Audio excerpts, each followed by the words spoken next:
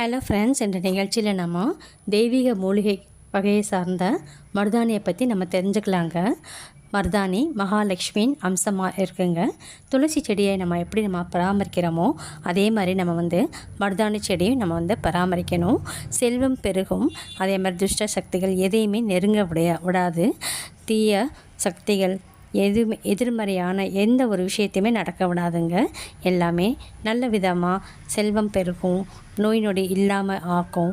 அதேமாதிரி தைரியம், தன்னம்பிக்கை கொடுக்கக்கூடியது, மன அழுத்தத்தையும் குறைக்கக்கூடியதுங்க. மருதாணி இலை, பூ, விதை எல்லாமே காஞ்சதை நாம் சாம்பிராணி போடும்போது நம்ம புகை மூட்டமாக போடுறதுனால வீடே நம்ம தெய்வீகமாக மனம் கமழுங்க. வீட்டில் இடமே இல்லாட்டியும் கூட ஒரு சின்ன தொட்டியில் கூட நம்ம மருதாணியை வளர்க்கலாம். மருதாணி மரத்துக்கு மற்றொரு பேர் அசோக மரம்னு கூட சொல்லுவாங்கங்க. வீட்டுக்கு முன்னாடி கட்டாயம் ஒரு மரம் இருக்கணுங்க.